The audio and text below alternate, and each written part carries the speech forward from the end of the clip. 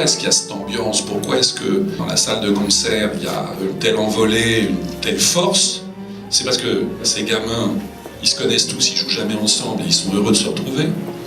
Deux, autour d'Yves, et sur les suggestions d'Yves souvent, ils s'auto-programment. Ça veut dire qu'ils jouent des choses qu'ils n'ont jamais l'occasion de jouer. Parce qu'évidemment, quand ils font leurs concerts dans les grands théâtres à travers le monde, c'est plutôt des trucs un peu commerciaux. Là, il y a un vrai travail musical qui se fait. Et la troisième raison pour laquelle ils sont enthousiastes, c'est qu'ils se cooptent.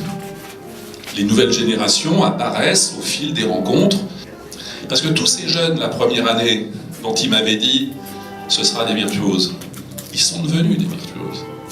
C'était Capuçon, c'était Angelich, c'était les deux Jérôme. Jérémy, il est arrivé, il jouait du clavecin. Et un jour, Yves lui a dit « c'est toi qui vas diriger ». Il n'avait jamais dirigé, il avait travaillé avec Minkowski. Et Yves lui a dit « tu vas diriger le concert de clôture ». Et aujourd'hui, Jérémy dirige dans le monde entier. Tous ces jeunes, on les a vus grandir, ils reviennent presque chaque année chacun. Le plus beau moment que j'ai vécu, ça devait être la troisième année je crois. Jérôme Pernaut arrive au dîner, je lui dis « comment vas-tu ?»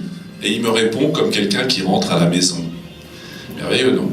Et c'est vraiment ça, parce que vous le savez bien comment vivent les musiciens et les grands musiciens internationaux, c'est qu'ils sont toujours dans les avions, les hôtels, etc.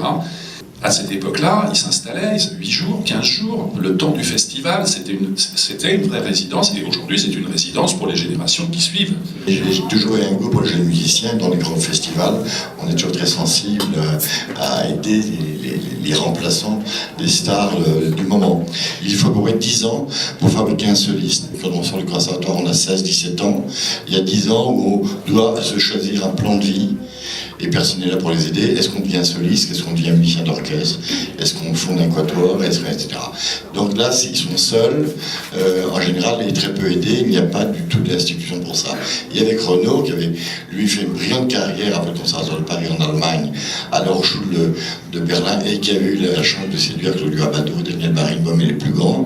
Il avait été très très sensible à ça. Il m'a dit, il faut vraiment qu'on fasse quelque chose. Donc là, j'ai retrouvé Roger Gulino, fondateur de l'Association des Arcs, et on a parlé des chronos, etc. Et un jour, Béatrice Augier m'appelle en disant « mon mari est adjoint à la culture à Deauville, il faudrait que je le rencontre ». Donc ça a commencé comme ça. Donc c'est une chose qu'on a faite pour les jeunes musiciens, dans cette période de latence très pénible pour eux, période de concours internationaux, il faut les aider pour les concours. On a fait vraiment ça pour les gens qui ont entre 16 et 20, 22, 25 ans.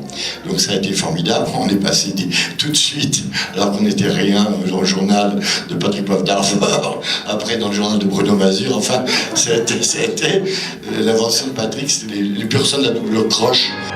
Le projet, c'est le projet tout à fait anglo-saxon de Renaud et de sa génération. C'est la musique de chambre dans toutes les formations. Et un orchestre selon leur cœur, comme m'avait dit à l'époque, un orchestre pour les réunir tous et pour se offrir le plaisir de jouer une grande symphonie de Beethoven, une grande symphonie de Mendelssohn. Alors là, nous en sommes à 3 générations. On était sur 20 ans.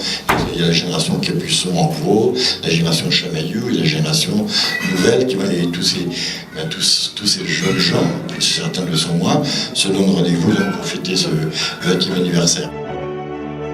Pour moi, c'est une formidable aventure. Il s'est constitué une famille. Les 500 musiciens sont passés, vous vous rendez compte, dans ce festival. Et beaucoup sont devenus des grands. Et c'était l'objectif. On prend un plaisir immense chaque année grâce à cette programmation.